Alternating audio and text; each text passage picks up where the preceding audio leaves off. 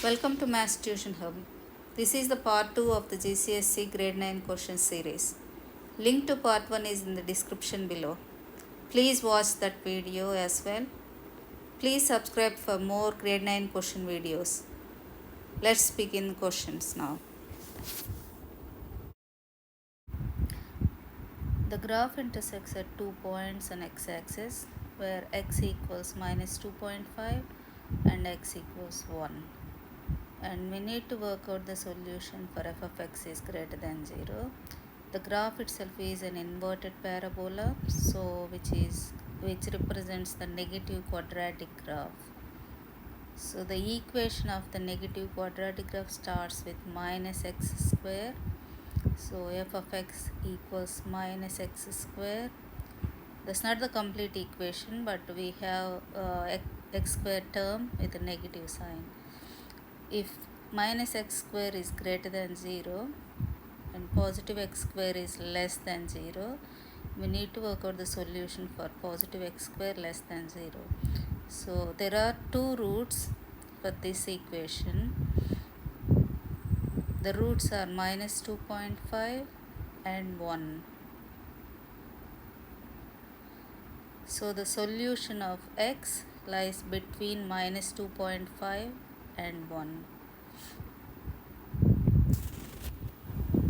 The next one is finding the quadratic nth term for the sequence 2, 17, 40 and 71.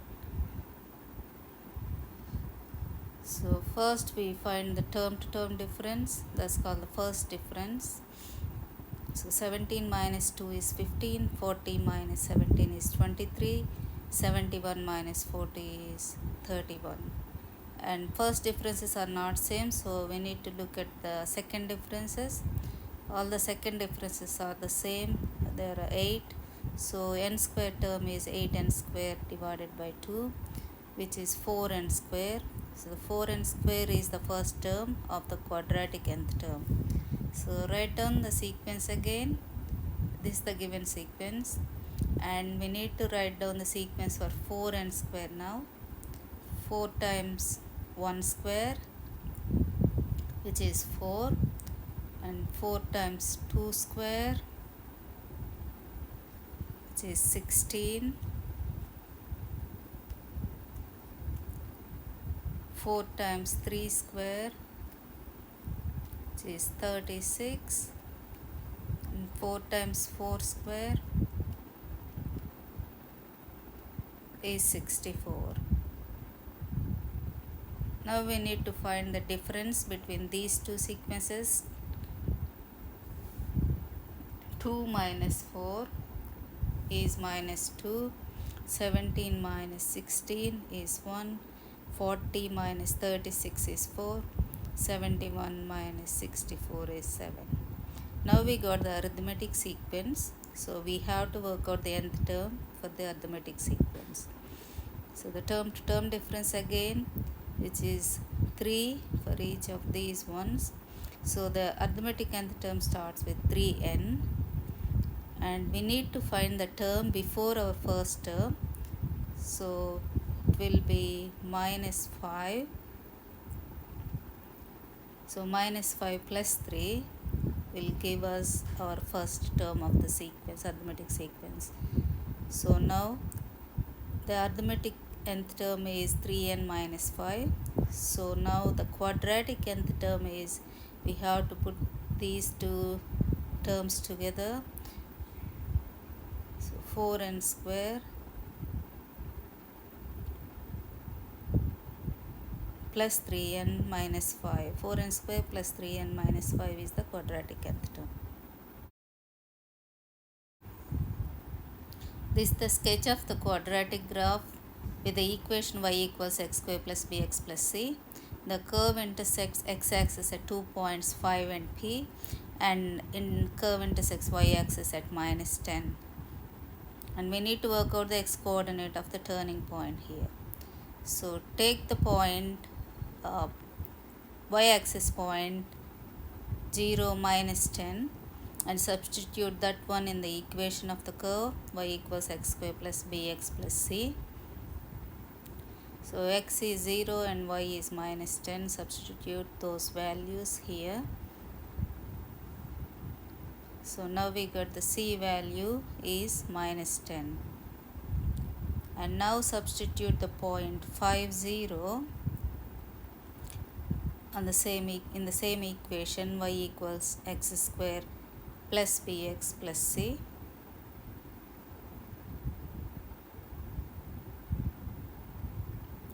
So the x value is 5 now and y value is 0. So 0 equals 5 square plus b times 5 plus c. So if you simplify this one, 0 equals 25 plus 5b plus c, and take down the value from the first substitution, c equals minus 10, and substitute c value in this equation, 0 equals 25 plus 5b minus 10. So the equation will turn into 0 equals 15 plus 5b and 5b equals minus 15, b equals minus 3.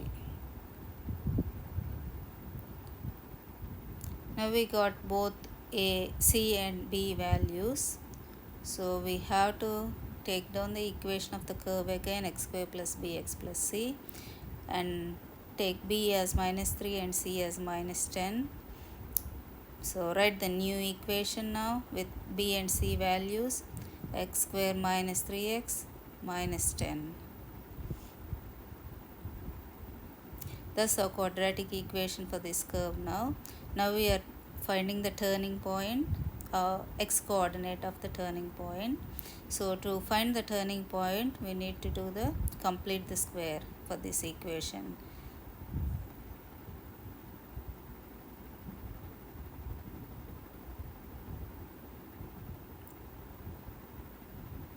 So to complete the square, x minus 3 over 2 whole square and minus 3 over 2 whole square minus 10, and simplify that one to x minus 3 over 2 whole square minus 9 over 4 minus 10, and simplify those two numbers now, x minus 3 over 2 whole square minus 49 over 4.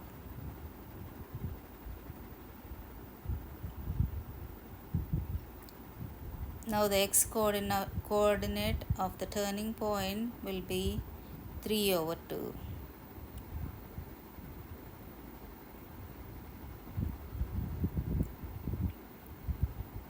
Over 2, which is equal to 1.5 in decimal.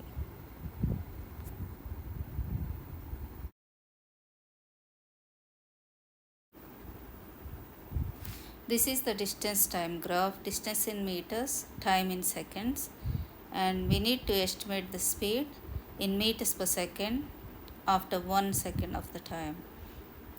So to find the speed is the gradient in distance time graph, and we have to work out the gradient of the curve. So to work out the gradient of the curve, we need the line. So we have to draw the tangent of the curve at 1 second.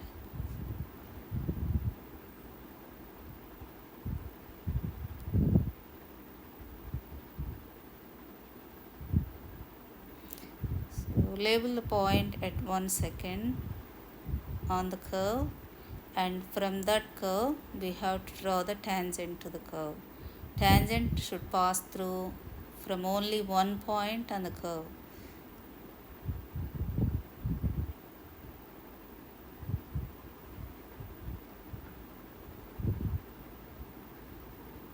Now we got the tangent of the curve. So this is the line, straight line, and we need to work out the gradient of this line.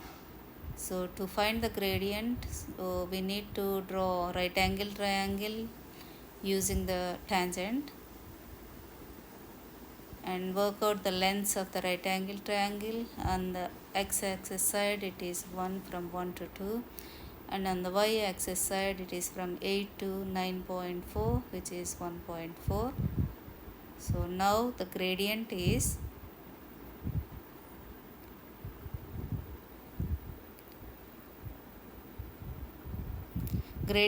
change in y over change in x, which is 1.4 over 1, which is 1.4 is the gradient, and gradient is also the speed here. The speed is 1.4 meters per second.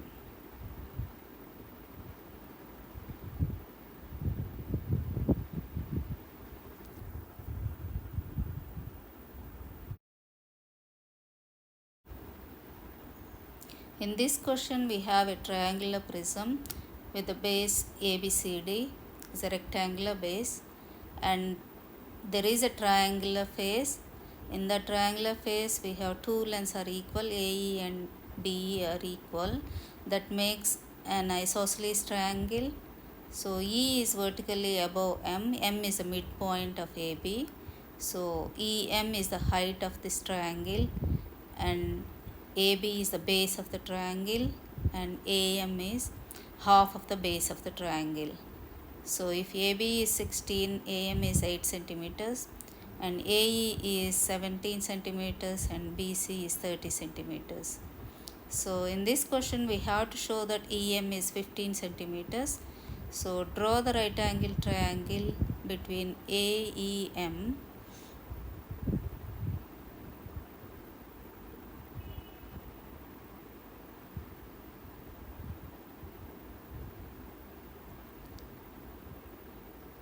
So the right angle triangle of AEM, where the length AM is 8 centimeters and AE is 17 centimeters, and we need to work out EM using Pythagoras theorem.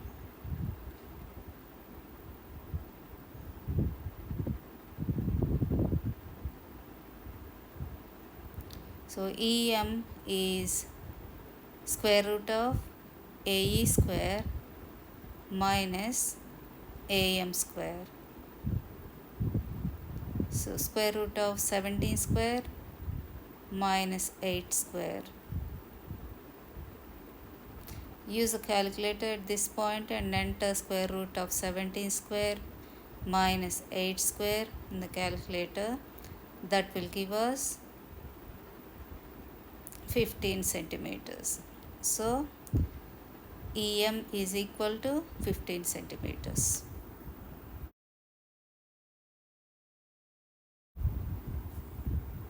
In this question we have an L shape and the dimensions are in centimeters, but some of the lengths are in algebraic expressions. So the area of the shape is 65 centimeters square.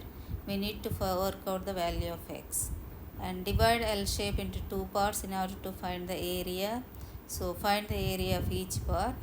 The bottom rectangle has an area of 10 times 3x plus 1, and then we don't have other length in the top rectangle. So to find that one, we have the total length is 9 centimeters, and then remove 3x plus 1 from 9. So that will give us 9 minus 3x minus 1. So 8 minus 3x. So area of the top rectangle is x times 8 minus 3x.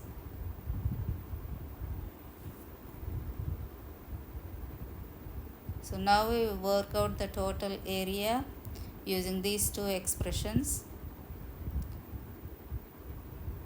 X times 8 minus 3x plus 10 times 3x plus 1.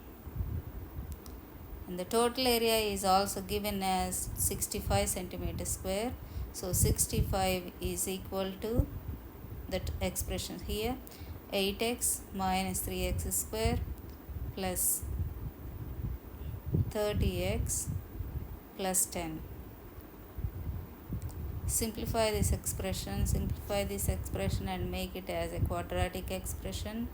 So minus 3x square plus 38x, 8x add 30x is 38x and plus 10, and move everything every term to the left side and make the equation is equal to 0.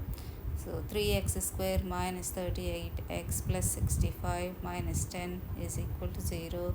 That simplifies to 3x square minus 38x plus 55 is equal to 0. So this is a quadratic expression. To solve this one, we could use factorization. We could solve this equation by factorization, or we can solve this one by quadratic formula. But in this question, I am using quadratic formula to solve this equation and to find the value of x.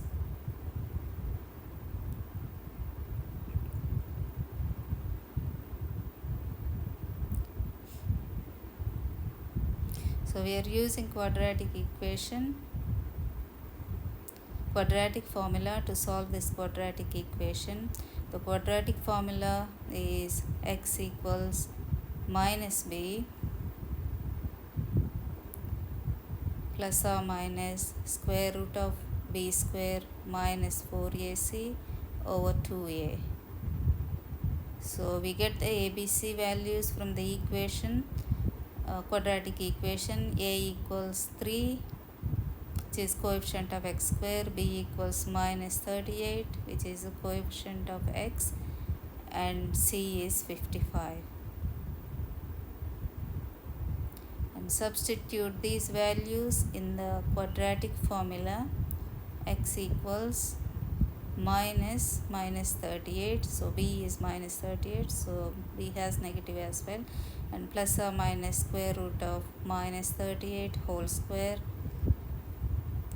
and then minus 4 times 3 times 55 over 2 times 3.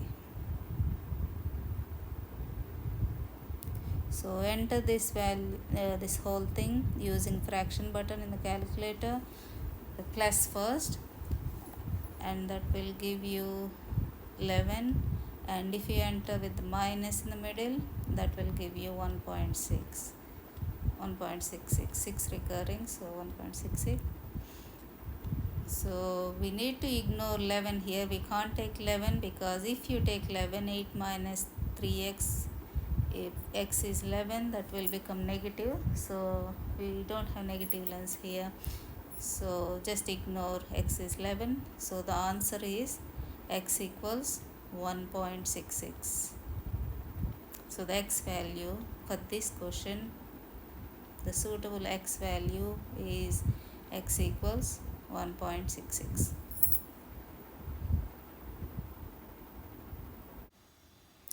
Prove that x square plus x plus 1 is always positive. Complete the square of this quadratic equation. X plus half whole square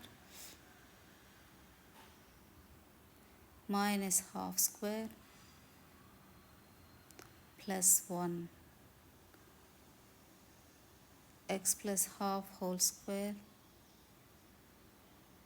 minus 1 quarter plus 1. And simplify minus 1 quarter plus 1, that will be plus 3 quarters. So the square number x plus half is always positive. Even if we have negative number, if you square it, that will give us positive value.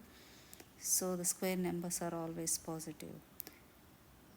Adding positive number to the positive number will be the positive again.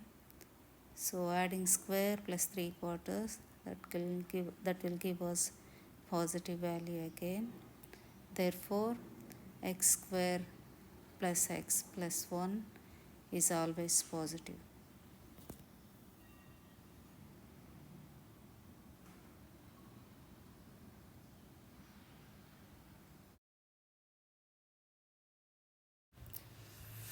Thanks for watching this video. Part 1's link is in the description. Please do watch that one as well, and please subscribe for more videos. Thank you.